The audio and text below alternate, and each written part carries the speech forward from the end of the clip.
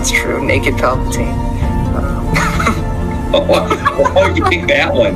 Fresh out of the clone tank, nude Palpatine is my Well, that's the first thing I think of when you say Dark Empire Palpatine.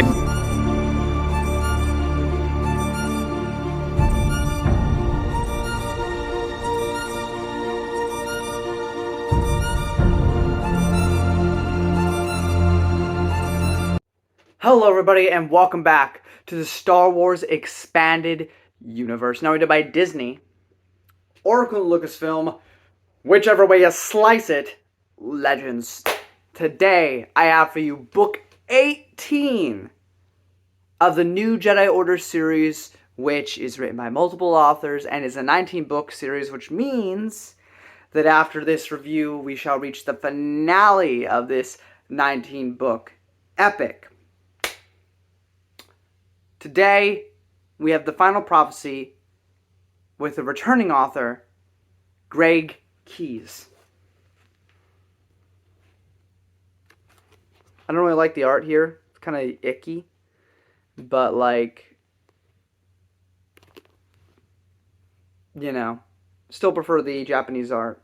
But this is still, I think, one of the better art out of some of the art out there. Like, Star by Star looks awful. But this is one of the shorter books. And you know what? I kind of put on a personality when I make these reviews, right? I'm not exactly... I probably don't feel as strongly as I sometimes make myself seem I do. Because I want to be entertaining. The Force Heretic trilogy is good. Okay? I'm not a writer. I don't write books. I don't write stories. Who am I to say what's good and bad, right? I can only go by personal taste, personal preference, and whatnot.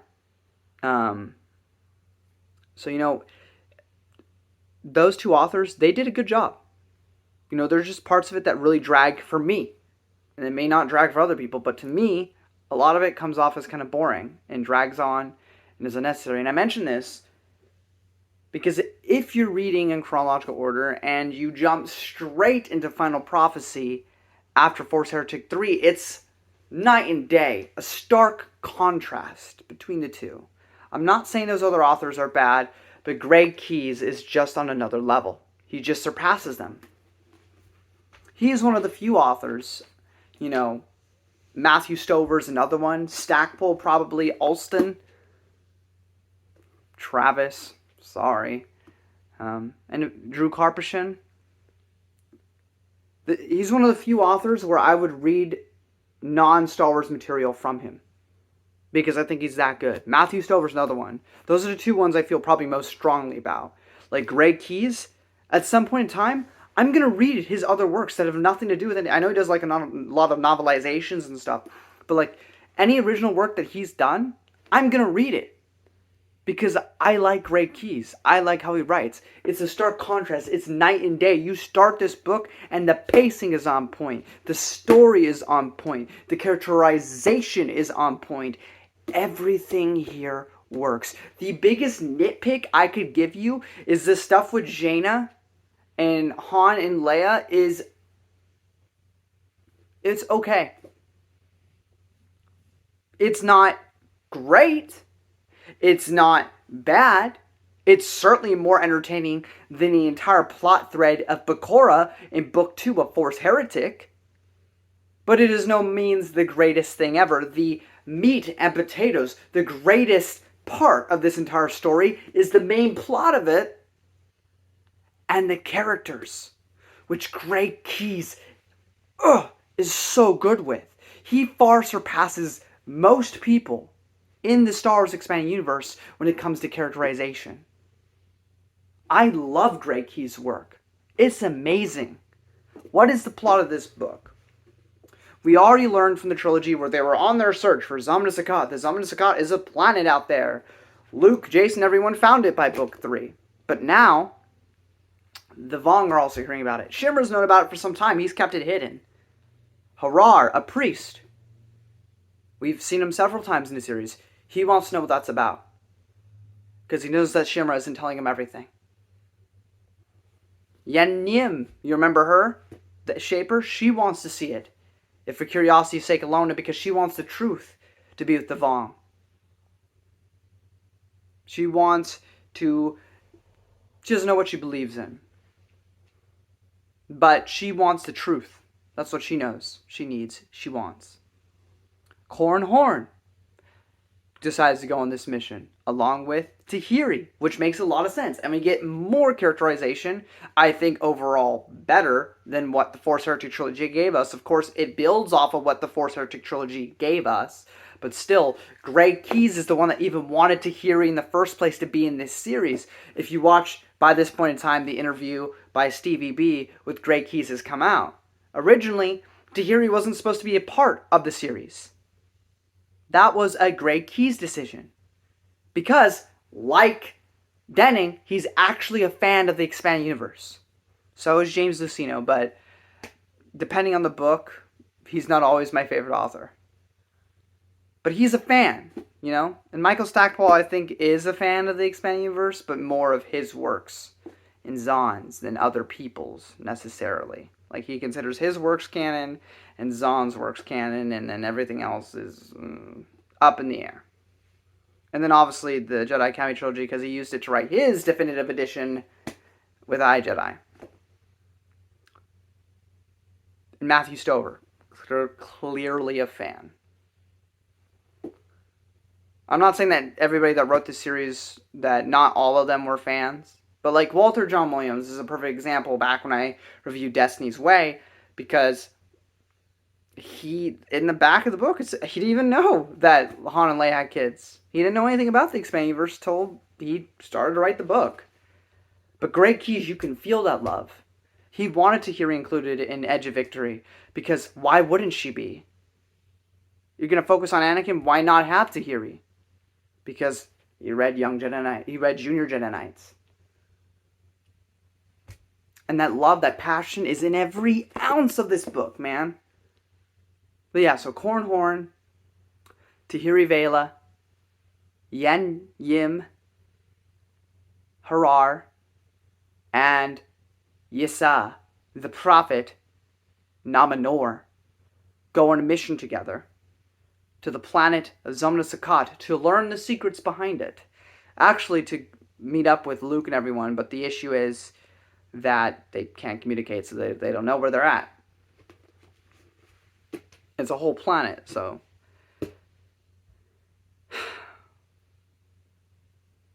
And most of this book, and you know, this is why I think that the Jaina stuff was even included at all. So you could have some sort of action in the book, because there's not a lot in this. A lot of it's just talking.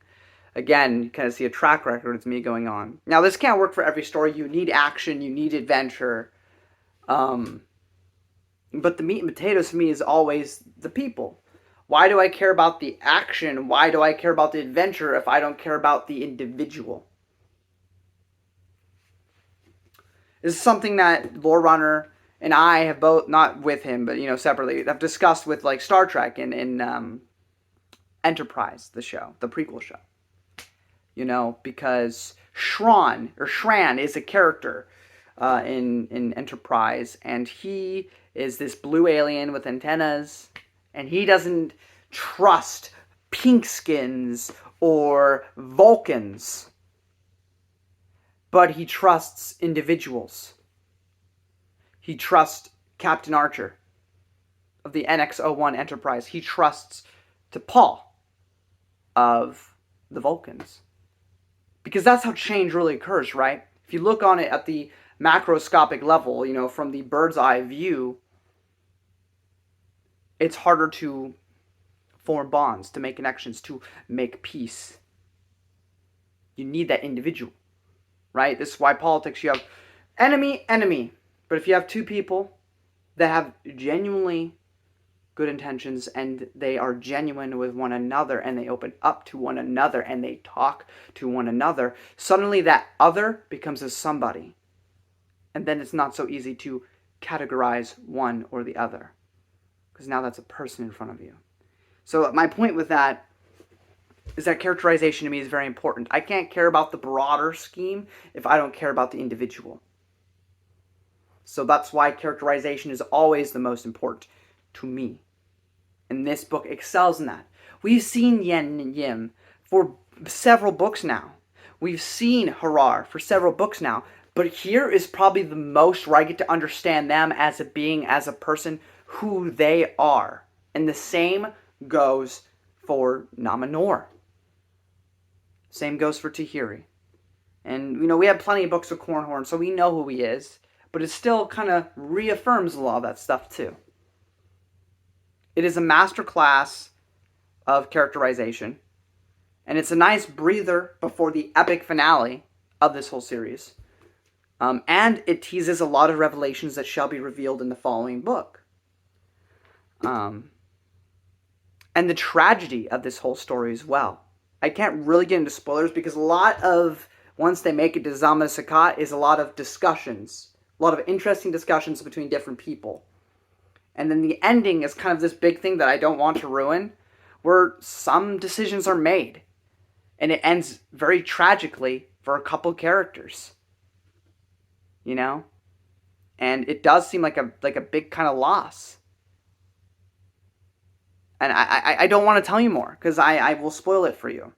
Also, on the other end, with the whole Jaina and Han and Leia, with that whole storyline going on, was something I thought was relatively let's get some action in there. Something rather big for one particular character happens. At least a character moment for him. And I'll get to that in spoilers. And I'm sorry being kind of vague, but I want you to read this book, if you haven't read it, kind of just going into it blind. I think it works a lot better that way. I remember liking this book, but my God, this has to be one of my favorite books of New Jedi Order. It's such a good read. It is so fun and easy to read. I finished this in a day. Just like with Traitor. I did it twice. Traitor, I read it twice. I don't think I read this in a single day. The first time. But I did it this time. It wasn't that long, and it was easy to get through. It flowed. It was fine. It was fun. It was intriguing. It was interesting. It was philosophical. Made you think. Made you feel. This is a good book. One of the best of New Jedi Order. Greg Keyes, one of the best writers of New Jedi Order. And don't worry, I'm not saying anything about Jason here, because there's really nothing to say, because this book has nothing to do with him. So I'm not going to be annoying with this. It has nothing to do with him, so he won't be brought up. Wait for next book, though. But, yeah. Phenomenal read. Thank you, Greg Keyes, for contributing to Star Wars. I have to read everything else you wrote now. I'll get to it eventually. Thank you for existing. Thank you for writing this book. And next time I see you all, we will reach the finale of New Jedi Order with Unifying Force by James Luceno. I'm going to get into spoilers now if you don't want that. Time to get out of here. If you don't care about spoilers, or you know this series already, so you know the spoilers, stick around, you can hear my thoughts about it. Otherwise, get out of here. If you're still here and you haven't read it, that's on you. You're the poopy brain. You can't get mad at me. Okay? Cool. Bye-bye. So, we get this opening with Wedge, which is really cool. And I just, I love how Wedge is written here. Keyes knows this character, almost as well as Stackpole and Alston does, and he writes him superbly. We also have this interesting scene early on between Nen Yim and Omni. I won't get too much into that, but obviously this is, again, more set up for the following book. I can't really discuss anything beyond that until we get to that book, but for those who know, you know. Alemma. Alemma's not a big part of this story either. She's a part of the whole Han, Leia, whole group thing going on, helping fight with Jag and everyone. And I forgot how prevalent she is. She's not a big character, in this big, character arc, but she's constantly around. Which I forgot about, which will be cool, because she'll be a bigger character moving forward. But we'll get to that when we get to that.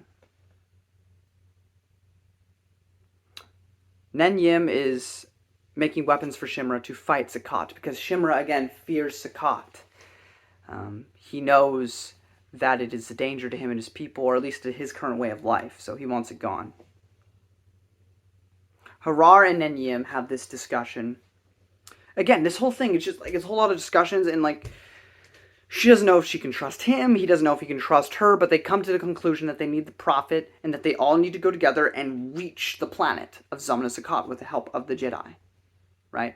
And that's kind of simplistic, but there's a lot of the dialogue between the two of them as they come to it. Because you could have just a simple thing of, oh, we need to do this. Cool. Done. That's the end of the story. But the dialogue to get to the place where they need to get somewhere is so well written and interesting the entire way through. It keeps you engaged. There's a nice, and again, it's just a little moment, but there's a nice little moment between Tahiri and C-3PO, where C-3PO tries to make Tahiri comfortable by responding to her in the Yusung Vong tongue, and immediately she gets disgusted because a part of her is still like Vong. So hearing a droid, a machine, uttering the language of the Vong upsets her. And then he immediately feels bad about it because he was trying to reassure her, make her feel better. And then she apologizes for lashing out at him and saying that she's still trying to figure herself out. And, you know, C-3PO says it's no issue, it's no problem. But she says, no, you were trying to help, and I really appreciate it. And I didn't mean to lash out at you. And then the way it ends the scene is that, you know, he's in the middle of talking, and she embraces him in a hug. And if you ever needed proof that droids have souls, his voice notably changes when she does that. And this sentence goes like, he seemed rather pleased with that. So it was just a really sweet little moment. There's a lot of that in this book. And then of course Nominor makes up this bull crap speech about how he's had a vision that he must go to Zamna Sakat. He's gonna go join them. He's so good at just like making stuff up on the fly and making it sound like gold. There's some friction between Corran and Tahiri, which I really liked.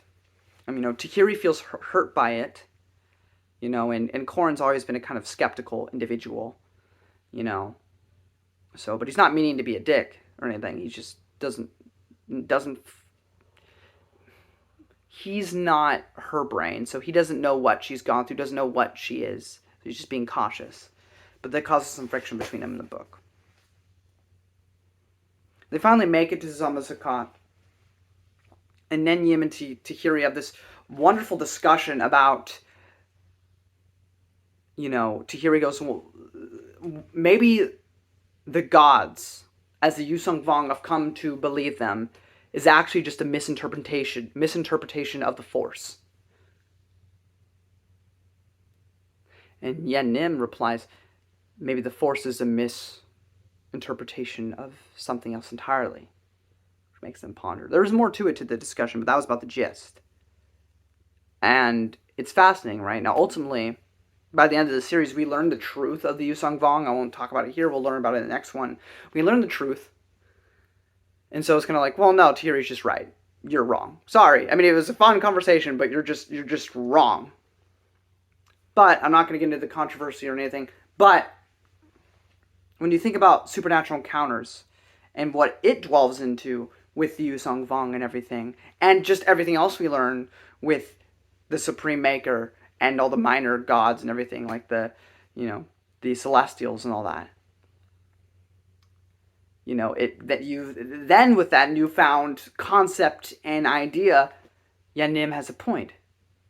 They're both, in a sense, slightly wrong about what they believe. And it just it was already a super compelling scene on its own, but with the added context of supernatural encounters makes the scene even better.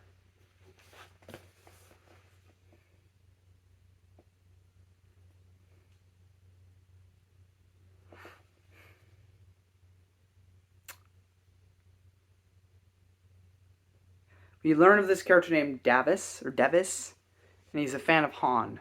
He's an Imperial, but he's a fan of Han.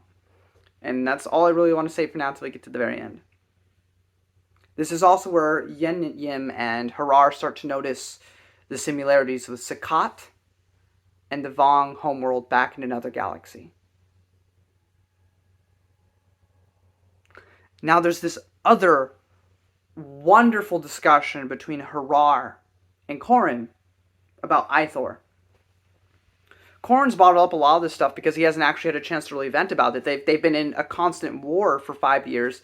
He's had no time to really sit down and reflect. But Harar asks him about his homeworld, Corellia. Asks him if it's like Coruscant. And he says, no, it's not like Coruscant. And they get into this whole discussion about, the Vong attacking Ithor and why it was unnecessary.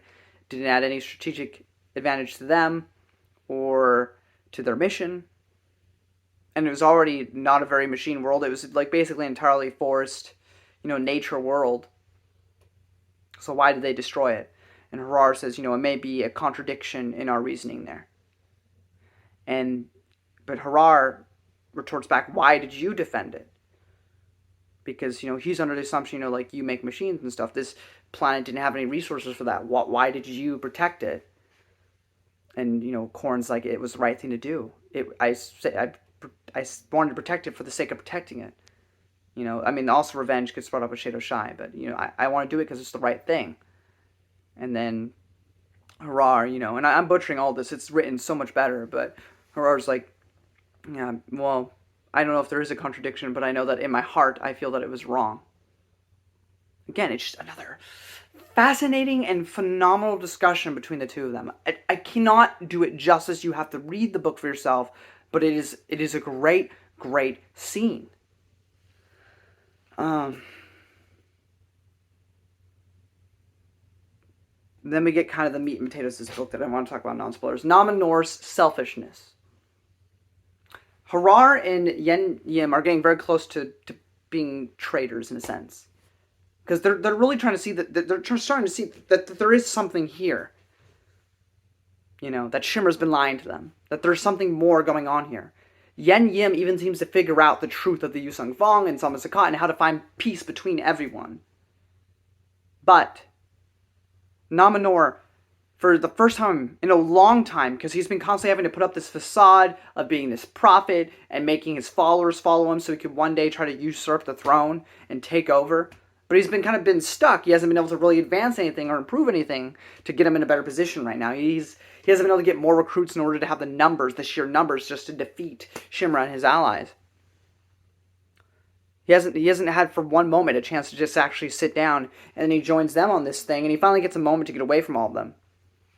And he thinks about it, he could join up with He could join up with Yen Yim and Harar and the Jedi and have the Shane ones, and then they could possibly stop Shimra and make that not a thing anymore. But at the same time, if they don't, if they fail, if they lose, Shimra will never, ever let him go. He will face death.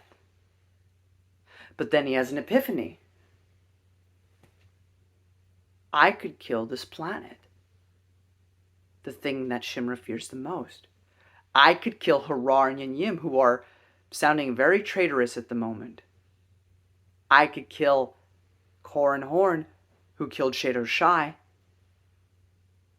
I could kill the failed Shaper experiment Tahiri. If I do all of that in one fell swoop, Shimmer would most likely bring me back into his good graces. I'd be in a higher place than I ever was before. And with that revelation, he makes a decision because his core motivation beyond everything is self-preservation and selfishness is to sabotage it. And he does truly believe that the others are going crazy, though, for taking the Jedi's side and everything, or starting to understand them and everything. And so he takes it upon himself. Jason Voorhees, not that he's that powerful, but, sneak attack and everything, attacks Yen Yin when she seems to have figured everything out, conveniently before she's able to tell us or anyone else about it. He then, attacks Tahiri. Harar tries to save her. Tahiri, is able to not die, but she falls off a ledge. She's okay, though. And Harar fights Nomenor. And Nomenor's unable to kill him, but Harar does fall off a cliff and dies. 2 down. And Nominor does successfully poison the planet.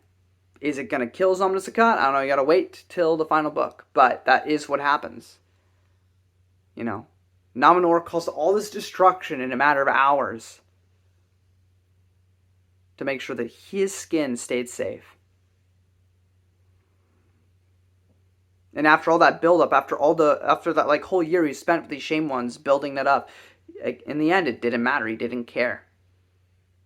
It was all about could he reach the top, and he realized his whole efforts with the Shane Ones was ultimately for naught. He wasn't going to be able to do anything with them. It was a lost cause. So he did the best thing he knew he could do, which was to get back into good graces of Shimra. So his selfishness leads to the planet's destruction, or seemingly destruction. And it's great. Nominor is such a great villain. He's not the Darth Vader. He's not even a Palpatine. A little bit. He's got the brain, the wits to outmaneuver, outsmart like Palpatine, but he doesn't have the power to back it up. He is a coward in the long run. He'd prefer not to fight. Corran even says, come back here and fight me. He's like, I didn't fight Anakin. I'm not going to fight you. I know better. I'll lose. So he keeps running. Anything to stay on top. Betray whoever needs to be betrayed. As long as Nominor remains on top. That's all that matters. He's a wonderfully selfish individual and a perfect villain for this series. I love him more than Shimra and anyone else, because Nominor, at the end of the day, may not be the strongest guy, may not be the world-ending threat, but his selfishness causes a lot of problems for everyone. And despite the fact that he doesn't really like humans, he's a lot more like them than he thinks. And Harar really grew on me in this book, too. You know, he was just some guy, you know, like, he had some interesting moments, but this is really the moment where he shined. Same with Yen Yim, where I was like, these characters are great. They're so nuanced and varied and complex. I love them. Only to have them taken away in this book.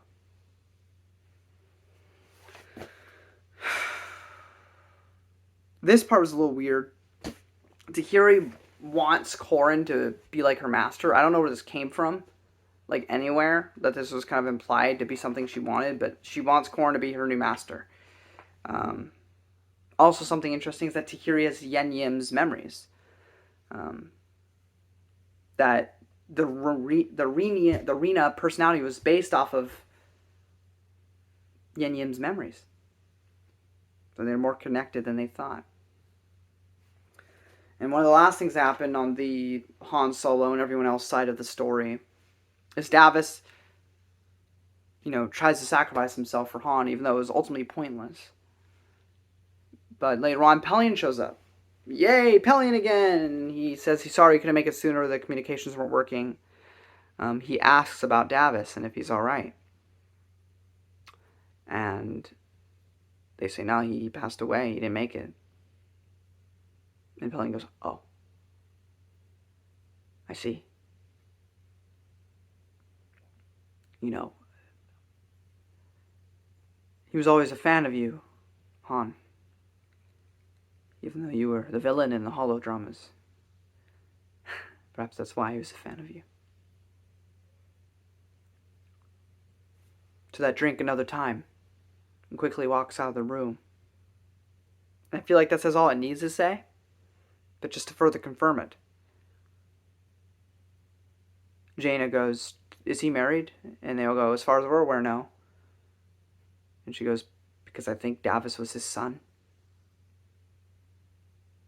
Now, I think, if I remember correctly, the novel by Karen Travis, No Prisoners, which takes place during the Clone Wars, there was a woman that he had a romantic relationship with. I don't know necessarily. I know there's also a fan fiction behind Thrawn 45. Of course, that's not canon, so it doesn't count.